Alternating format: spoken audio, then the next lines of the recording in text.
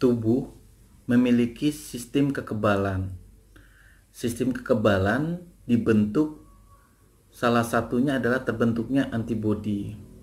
Antibodi yang terbentuk digunakan oleh tubuh untuk melawan virus, bakteri, ataupun benda asing.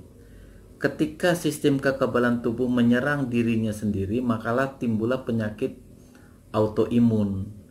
Gejala-gejala dari penyakit autoimun umumnya adalah demam, kemudian rasa lelah, nyeri pada otot, timbul ruam kulit, kepala yang mulai rambutnya rontok dan sulit berkonsentrasi.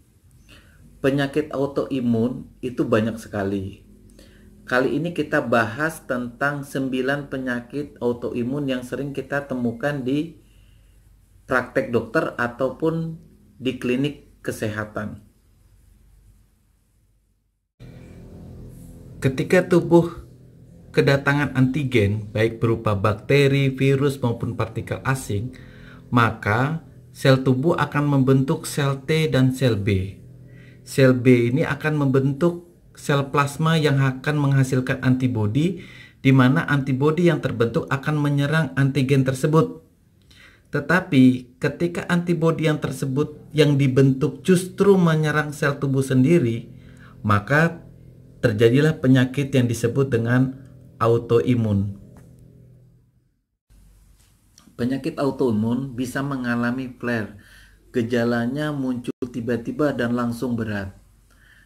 Biasanya disebabkan karena paparan sinar matahari ataupun stres yang dialami oleh pasien. Untuk mendiagnosa penyakit autoimun, biasanya kita melakukan pemeriksaan tes ANA, anti-nuklear antibody. Pengobatan penyakit autoimun ini biasanya kita menggunakan obat-obat yang menekan sistem imun. Kita menggunakan steroid dan kita menggunakan imunosupresan.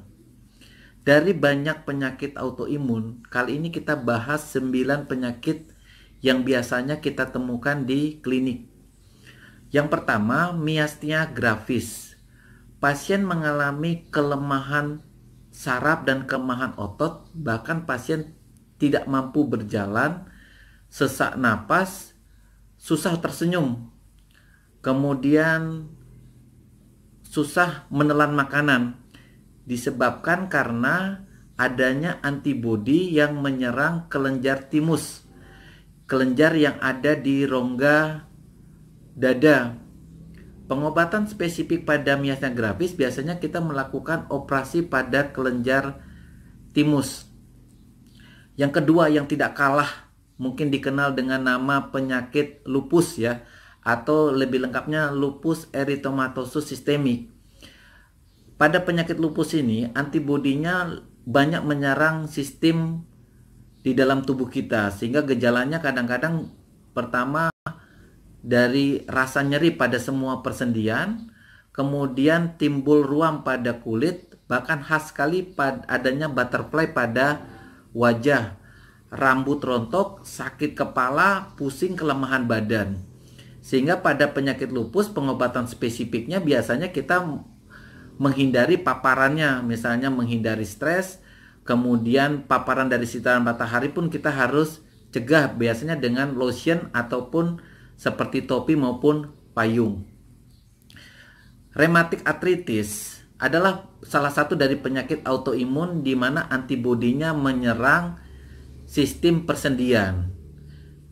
Persendian yang terserang mirip saja dengan penyakit sendi yang lain yang seperti osteoartritis maupun radang sendi karena asam urat. Biasanya kalau asam urat menyerang persendian kaki atau jempol kaki, sedangkan osteoartritis biasanya menyerang sendi yang menopang tubuh. Sedangkan rheumatic arthritis yang diserang hampir seluruh persendian. Simetris. Dan untuk penyakit Graves' disease, penyakit ini terbentuk antibodi yang menyerang kelenjar tiroid. Gejalanya mirip saja dengan penyakit hipertiroid yang lain ya, yang disebut dengan gondok beracun. Jadi gejala-gejalanya seperti berdebar-debar, penurunan berat badan, keringat yang berlebihan, demam, Tapi khas daripada penyakit Graves' disease itu mungkin pada mata ya, tampak exophthalmos atau matanya nampak menonjol, kemudian konjungtivitis ya, matanya merah karena mengalami peradangan. ITP atau trombositnya turun yang disebabkan karena adanya antibodi yang menyerang keping darah atau yang menyerang trombosit.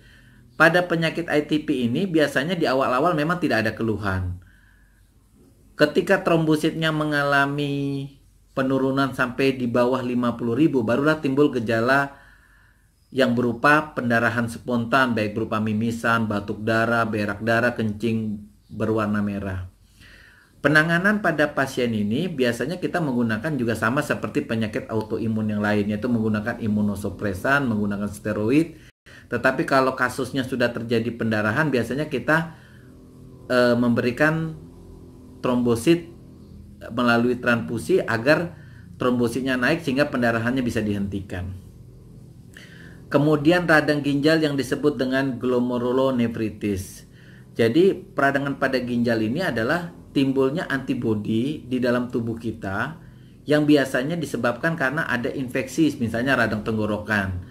Respon antibodi yang berlebihan ini justru menyerang ginjalnya sendiri, yaitu lebih tepatnya pada glomerulus ginjal, sehingga ginjalnya mengalami peradangan, terjadinya pendarahan pada buang air kecil, kemudian proteinnya keluar sehingga protein di dalam tubuhnya mengalami penurunan, timbullah bengkak, terutama pada kelopak mata, kaki, perut. Ya, peradangan yang berlangsung pada ginjal ini bisa saja berlangsung singkat ya, sehingga timbullah diakhiri dengan kerusakan pada ginjal yang membuat seseorang bisa mengalami gagal ginjal stadium akhir tapi secara cepat, sehingga pengobatan pada penyakit glomerulonefritis ini harus sedini mungkin untuk mencegah kerusakan ataupun untuk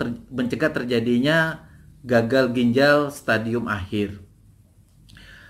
Radang pada usus besar yang kita sebut dengan colitis ulcerativa. Penyakit ini menyerang usus besar, sehingga kalau kita melakukan pemeriksaan kolonoskopi itu tampak mukosanya mengalami peradangan. Ketika mukosanya mengalami peradangan, makanya pasiennya kadang-kadang mengeluh nyeri perut yang hebat, berak darah, kadang-kadang berlangsung diare. Nah, pencetusnya terbentuknya antibodi yang berlebihan yang menyerang usus besar disebabkan karena misalnya ada infeksi atau efek samping dari obat-obat tertentu atau alergi terhadap makanan tertentu. Kemudian penyakit autoimun yang lainnya yang kita kenal dengan psoriasis. Tampak kemerahan, kering kulit, terkelupas itu di daerah siku. Nah, siku, kemudian lutut, tampak berbatas tegas, kadang-kadang terasa nyeri dan gatal. Yang tidak kalah banyak juga ya, yang pertama ini penyakit yang disebut dengan diabetes mellitus, tapi agak berbeda dengan diabetes mellitus tipe 2. Kalau diabetes mellitus tipe 1 disebabkan karena adanya antibodi yang menyerang sel beta pankreas yang menyebabkan sel beta itu tidak lagi berfungsi. Dia di sini dia tidak lagi bisa menghasilkan insulin, sehingga pasien yang mengalami diabetes tipe 1 itu tiba-tiba saja gula darahnya meningkat tajam, terjadi penurunan berat badan, kencing yang banyak. Nah, pasien ini bisa terjadi di usia-usia muda, sehingga pengobatan spesifik pada penyakit diabetes tipe 1 adalah pemberian insulin. Jadi karena sel betanya rusak, tidak menghasilkan insulin, maka harus diberikan insulin agar insulinnya bisa mengantarkan gula darah ke seluruh tubuh sebagai sumber energi. Demikian rekan-rekan tentang penyakit autoimun yang sering ditemukan di klinik. Jangan lupa subscribe, like, dan kasih komentar. Terima kasih.